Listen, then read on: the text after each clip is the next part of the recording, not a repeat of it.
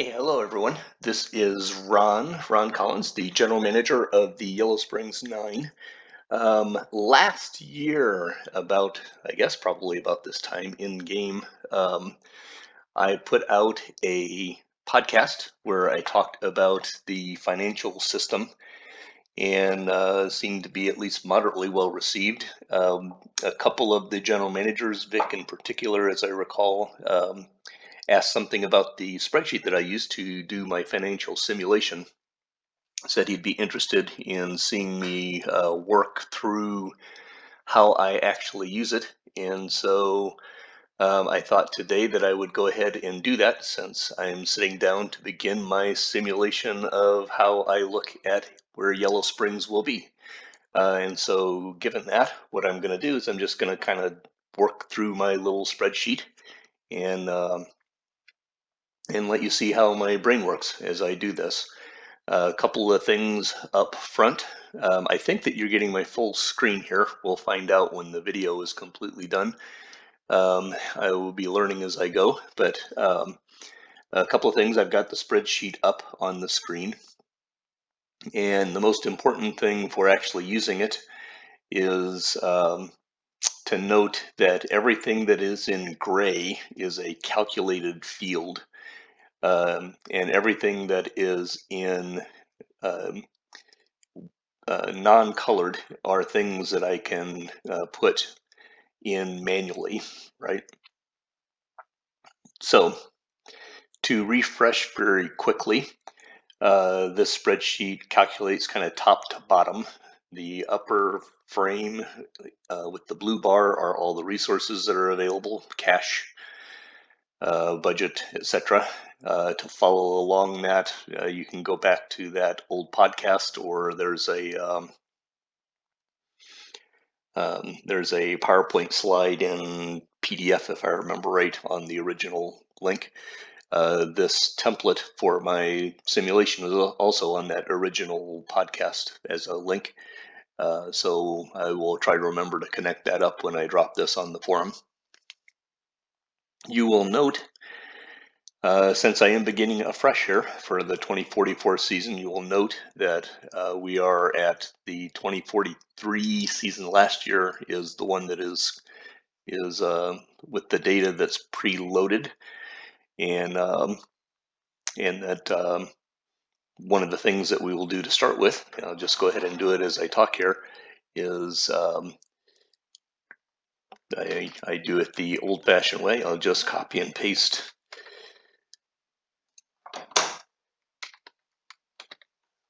all of that information. So now we say 2044 is the first year. But of course, I should probably go through and talk about 2043. Given that I've just screwed that up, I will. I'll go back and make it right to begin with.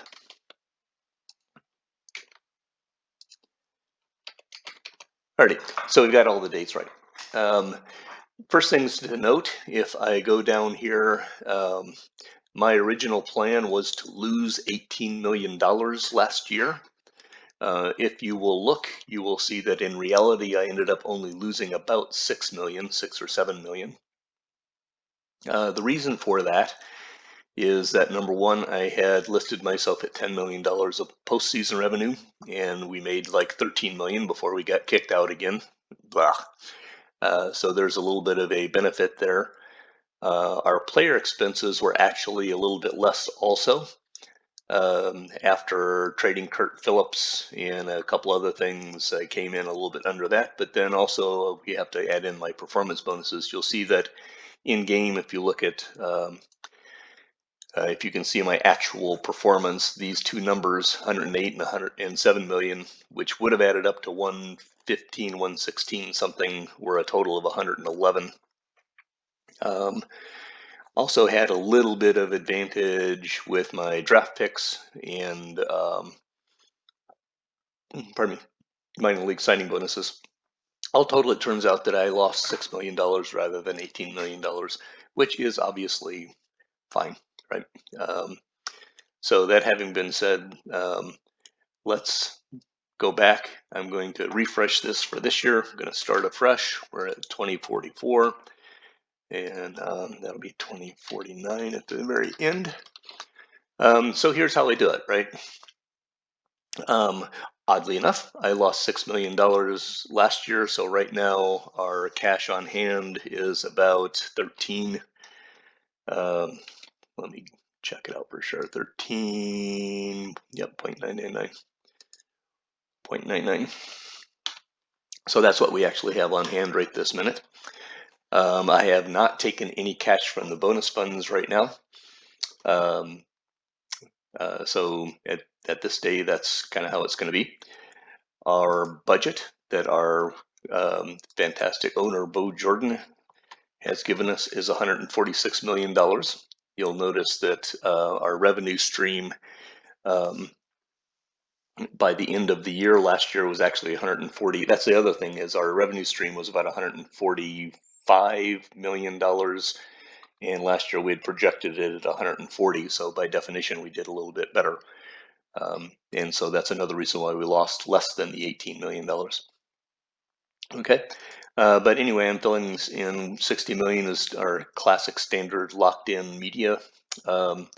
Last year we did 3.8 million or $38 million in season tickets. So again, we did a little bit better than that. We did 37.4. I just call it $37 million in gate. So we'll be a little bit conservative. And our merchandising is projected out, and we did $8.7 million in merchandising. Alrighty. Let's go ahead. I'm just going to project. You notice the out years, right? I'm not doing anything in the out years right now. One of the questions that goes through my mind as I do this is, do I want to take those bigger numbers and roll them out through the year? Right now, I'll be conservative and leave them where they were last year. And then if I get to the point where I'm angsty about something, so for example, if nothing else were to ever change up here in 2045, it shows that I'll end up at negative $1.58 million, which is angsty causing. But we're obviously not done with that, so that doesn't really matter yet. Okay, I'm going to go down here and say project $10 million. I think we've got a playoff team coming back, so I'm going to leave that as $10 million. That's on the medium side. If I make it through, if I actually make it through, if I get kicked out in the first series, then that's questionable as to whether I'll make that, especially if it's the Gehagen round. Obviously, we got kicked out of the first series last year and made $13 million, but that was the Cartwright 7-game series versus the 5-game series that goes on in the Gehagen. So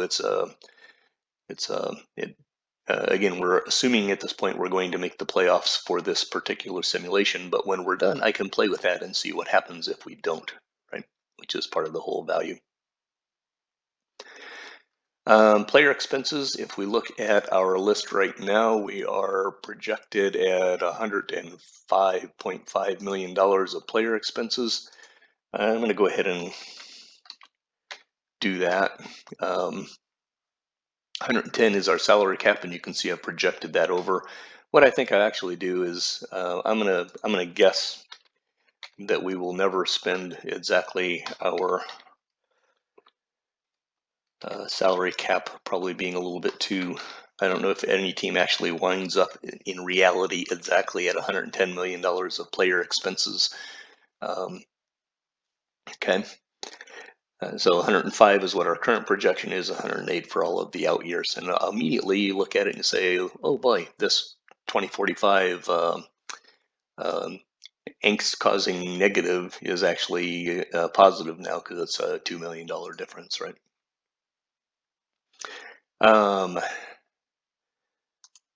Let's see, what is our staff projected at this year? Staff expenses still $3.8 million.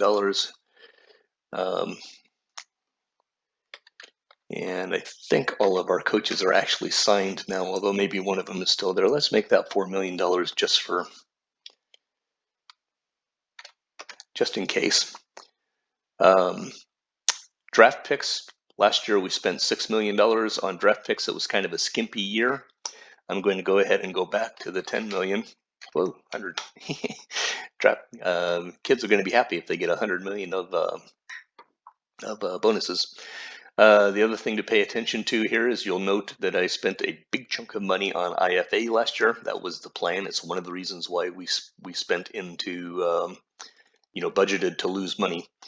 But we were on a big year, and you'll note that out in the future years, I have it planned to go every other year. So that means this year is probably a zero. But next year, let's plug in our 10 million again, and you'll see that it automatically calculates into, I should make this a gray item, because that's a calculated field also. Let's see, format cells, where's my gray?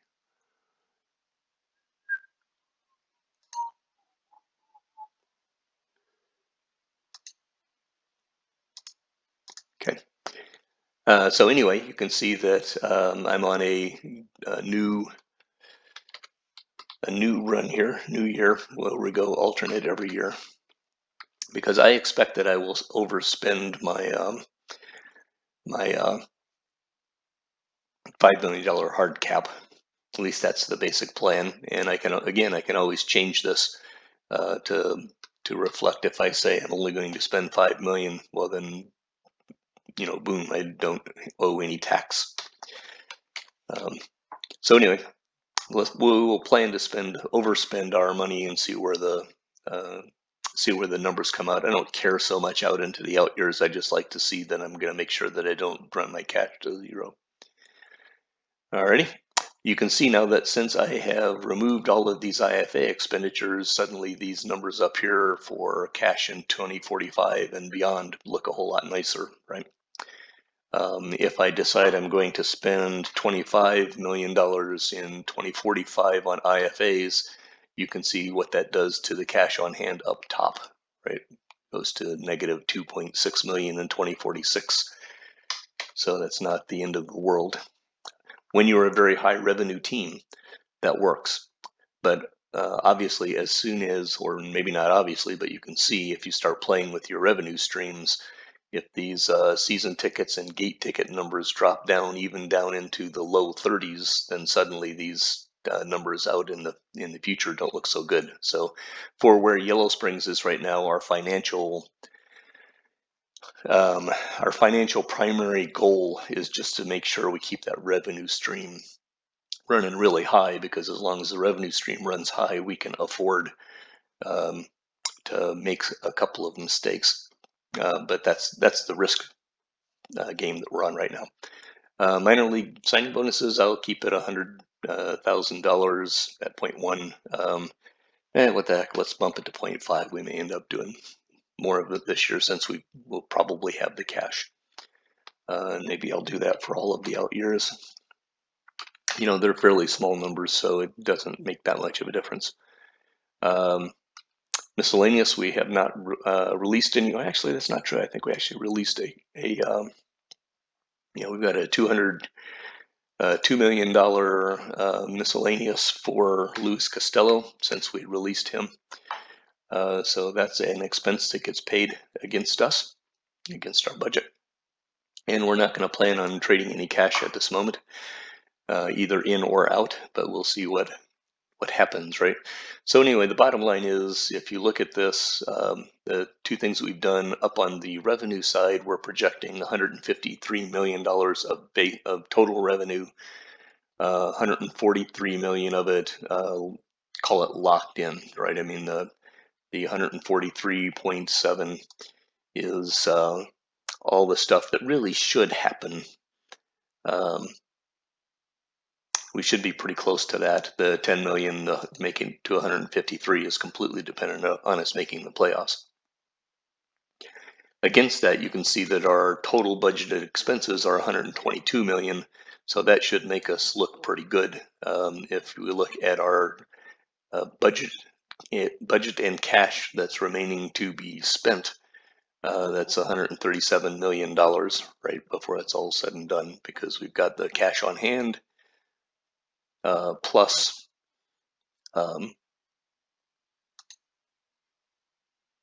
Yeah, that's how it goes. Cash on hand plus the postseason total non-postseason revenue, subtract off the total budgeted expenses, and that's how much we still really have remaining to be spent. So you can see, as a high revenue team, this is a really valuable and important line before it's all said and done.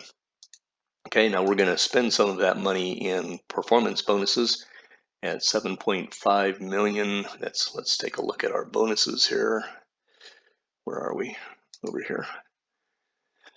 Okay, to date, this is how I keep track of my bonuses, right? Ultimately, it says that Costello is now gone, so we'll get rid of him.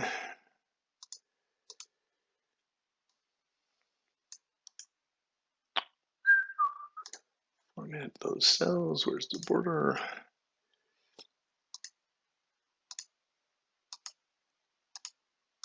Okay, so if you look at this, right, from a performance bonus standpoint, we're going to owe as much as 4.6 million.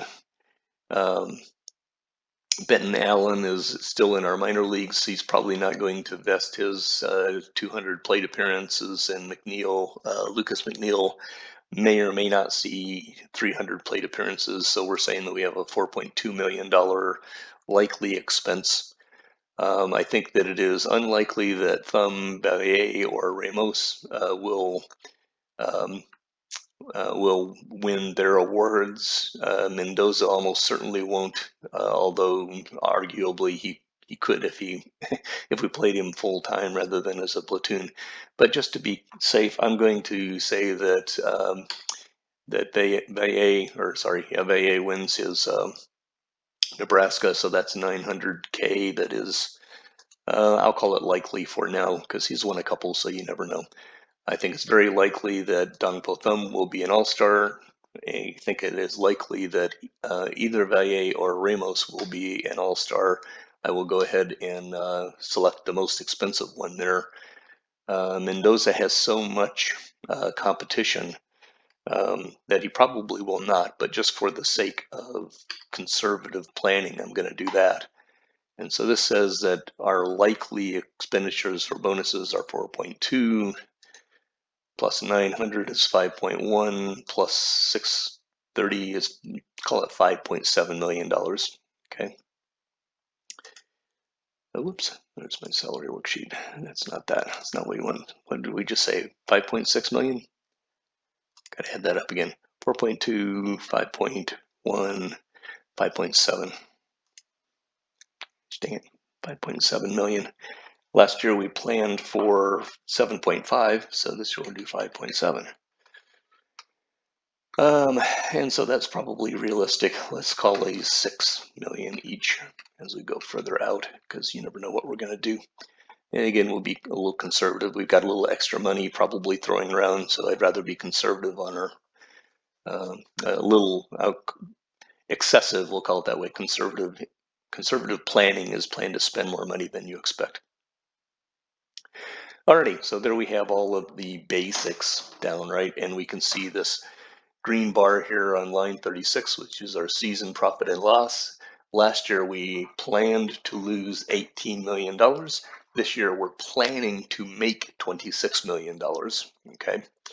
And if everything just continues to roll out exactly on plan, then next year we'll make $12 million, and the year after we'll make $27 million.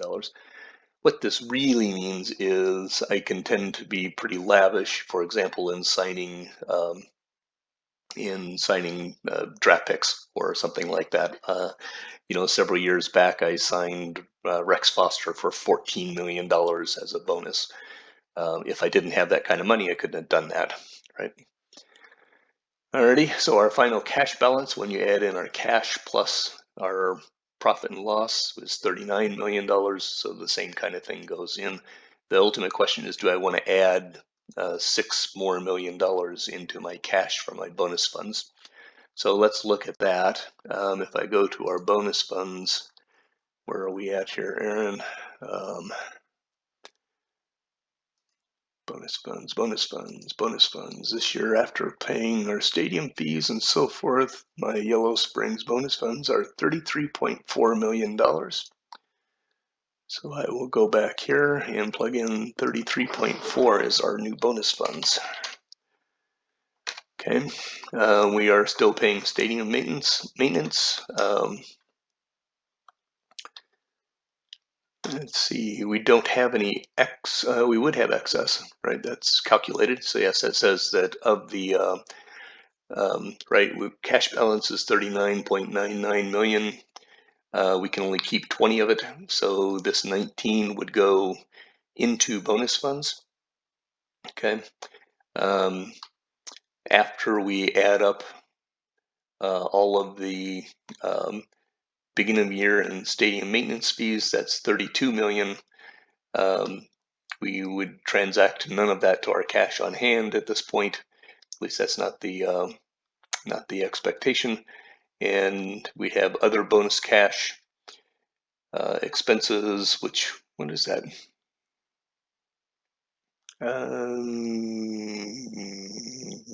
I guess that would be, I can't remember what the heck that is. I'm going to call it 0 for now because I don't know what it is. Maybe it will come to me later, but ultimately it says that we were going to have a whole bunch of bonus cash going into next year, 52 million, which of course we will not, because it will just translate up here in 2044 to 40 million, right? So at the end of the day, after Aaron does his stadium maintenance thing, what I would suggest is that our bonus cash at the end of the year would look like 38.75 million, right? 40 million minus the 1.25. Pardon me. So that's how I would, I've got to figure, what is this other bonus cash expenses? Do not know.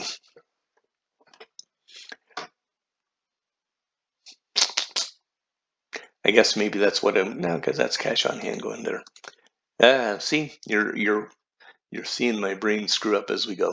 So anyway, bottom line is, at this stage, if this year goes according to general expectation, we're going to make a whole bunch of money, and in fact, we will lose $12 million into the ether. When I talk on that podcast about, throwing cash into the drink, at balance entering next year of $52 million of bonus cash, that's $12 million that will just go, pardon me, that will just go away. So what that tells me as a general manager is I better spend at least $12 million more than I fundamentally plan. So I can be very, very liberal in signing my draft picks. I can be very liberal when it comes to, I may be able to actually sign an IFA or two at a lower rate, right? I think, I can't remember what my penalty will be, but I will give that a shot before that happens. I could decide to find a team that is in dire need of cash and drop them, a big chunk of cash for a prospect or two. I could accept a contract that is a horrific contract and then expense it here just by releasing them, right, and spend 10, 12, 15 million dollars that way, as long as I got something valuable out of it, right? So this line 28, let's say that I take on somebody's got a really bad $20 million contract and I take it on and I just straight release that player, then it would go in here and I would change this 2 million to 22 million. And you can see when we do that, it almost makes no difference whatsoever on this top cash line, because that's really what I'm kind of focusing on is, do I get to the point where I run out of cash at any time or not, right? So I'm not going to make that plan to take on $20 million. So I'll put that back, line 28 back down to 2 million. But certainly that is something that I will begin to look at, because I've got at least 12 million that I should be doing something with, or else it's just lost to me totally, as there's no value going to my team by it. Um, and perhaps even more than that, because obviously we've been a little bit conservative in things, and again, assuming that we're going to go to the playoffs. So let's check that assumption, right? What happens if we don't go to the playoffs this year? We're planning on $10 million of revenue, so I'll go up here on line 17 and I will delete that. And what happens financially is almost nothing, right? That's not too surprising, I think, to you, given that I'm $12 million ahead. So it's a pretty comfortable financial situation. What if we don't go to the playoffs again in 2045, right? 2 years in a row. You can see suddenly I've got a little bit of a problem starting in 2046, but my financial engine is going well enough that we're fine, with one possible exception, and that is if I don't go to the playoffs twice in a row, what do you think is going to happen to our season ticket and gate numbers? Well, they're probably going to go down. So what happens if they go to 30 each? Now suddenly things start to look a little bit worse up here in 2046 on line 3, right? Because all of a sudden, if my revenue, if I don't go to the playoffs and my revenue stream drops, in fact, just to be even better, let's say since I didn't go to the playoffs in 2044, my revenue stream would probably drop from 38 million, let's say, down to 34. And rather than 37, let's say 32, right? You can see again, we're still not in huge problems in 2045 because we've got such a big revenue pile coming in and our expenses are manageable. Okay. So I'll put those back to 37 and 38 for overall purposes. But again, let's say that if this is true and I've actually got a bit of a problem to deal with in 2044, 2045 with expenses and contracts and the salary cap. So let's say that I have to move Dong Po Thumb or something like that. And things start getting really bad and I don't go to the playoffs 3 years in a row. And then suddenly this revenue stream that was 37 consistently, let's just say that it's only 30 consistently, right? Now, that's actually a dangerous assumption because if you're on the way down, there's actually a reasonable likelihood that you'd be at 28 at best, right? And this is kind of what I mean. There is a risk. You need to make sure if you're a high revenue team, you need to make sure you're making the playoffs, or else you're going to drive yourself into some problems. Because if this scenario happens, which is not completely out of the ballpark, then you can see that in 2047 I'm out of money. And so it goes quick. It can go pretty quick. It's only a 2 or 3 season thing. And obviously what that means is if that really happens, then my payroll will go down dramatically because I will not be able to support that kind of cash flow. So anyway, you get the idea. These are the kind of what ifs that you can play, and I'm going to put these back to where they were. You can play the same kind of thing. What happens if I decide in the IFA world, right? What happens if I decide to spend $40 million in an IFA?